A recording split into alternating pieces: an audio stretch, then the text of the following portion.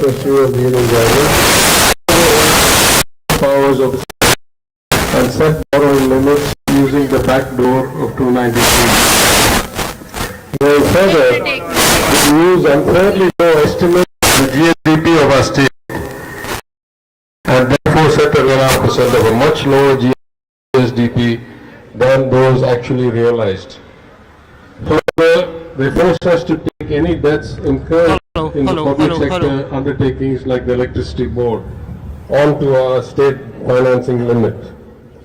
And finally pointed out that schemes like the Chennai Metro, where the government of India should have infused its share of equity and therefore remove those borrowings from our borrowing limit. They have refused to do so for many years and force those borrowings onto our balance sheet and therefore affect our overall borrowing capacity. The Chief Minister has already pointed out the many ways in which we are deprived of our share of funding, primarily starting with the excessive use of surcharges and cesses. India does not share those revenues with the states and instead, at its own discretion, in its own schemes, decides how those should be distributed. At the time, Tamil Nadu used to get up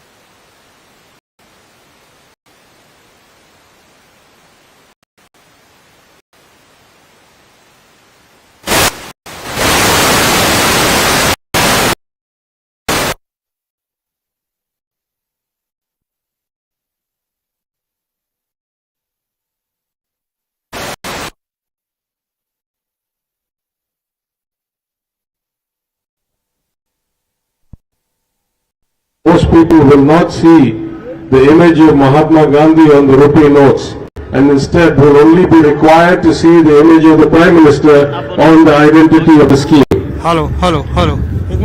These kinds of biases have been aggravated and exacerbated by the nature of GST. Mic check. Many say that it is an example of federalism. That's how the good news. The Union Finance Minister, whenever she chairs these meetings, really and allows everybody to speak. But that's about as far as federalism goes. The Union government gets to decide the agenda, it gets to decide the composition of group of ministers, it gets to nominate the chairman, it gets to have every control over the mechanism, and by design has 30% voting rights in a place where you need to have 75% voting to pass any resolution. It can deny any resolution it likes, and for the states to pass any resolution against this union's interest, you will have to get at least 15 or so states lined up to go against the union. This is not federalism.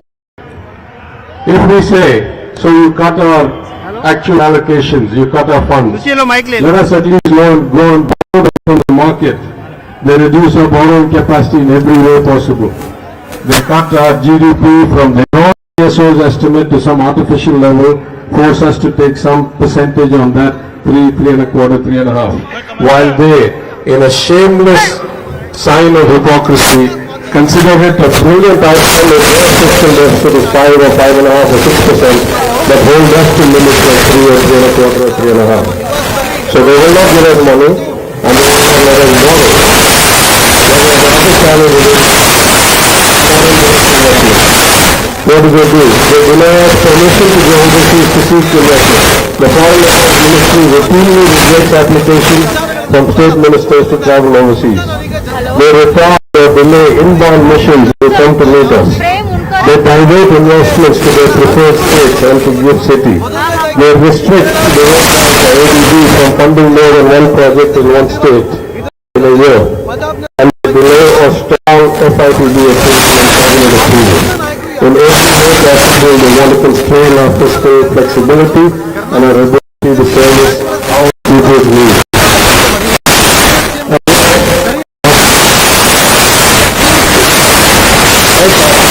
That I learned the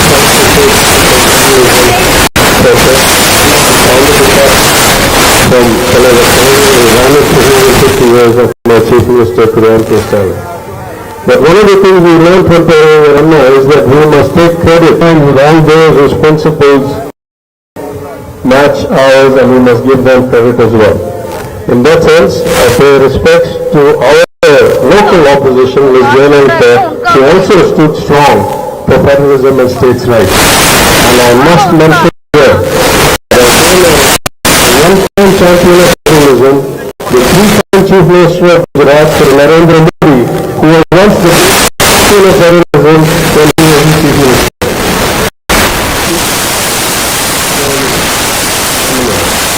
We are in a situation where many of us were once not elected, now someday will not be elected again. Changed. The first truth that can never be changed is no matter how much money you take away from someone, or no matter how much money you give to others, you simply cannot create growth unless you do three profound things. You cannot do it without inclusive education for all and ensuring that your workforce can compete.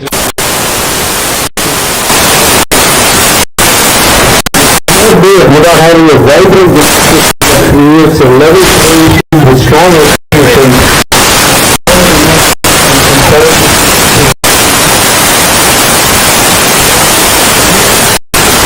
and makes it easy for business owners, small enterprises, every place ruled by law, therefore they can do all.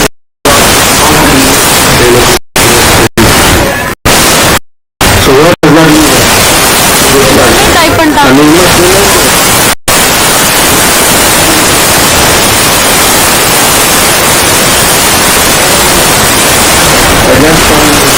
The pro-authority of the first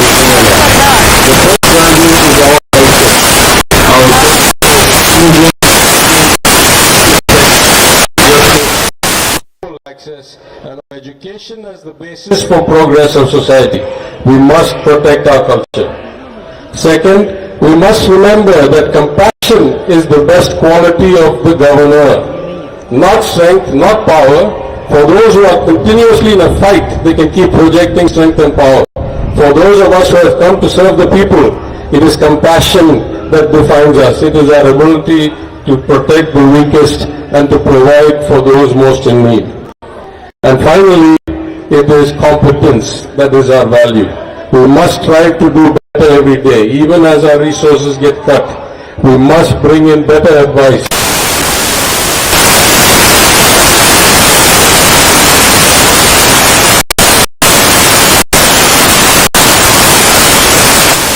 Is all knowing. No regime lasts forever. Our job is to stick to our values and hope that someday people start thinking, like me, I am a believer, I believe in God. But I don't believe any man is God. I don't believe any man is all-knowing. I believe that sooner or later all of us will have to vacate our seats. Our job is to hold our values, our culture, passion, our confidence at the best level and wait for things to change. And that is the way we protect our language, our way of life, our history. Men will come and men will go. Our values and our cultures and our societies will go on strong because we have the right values. Thank you very much for inviting me, and I wish this protest all success. Thank you, PTR, for the great delivery. As he said, no man can be considered as God, and no regime will last. He has to catch the flight, that's why he is taking leave.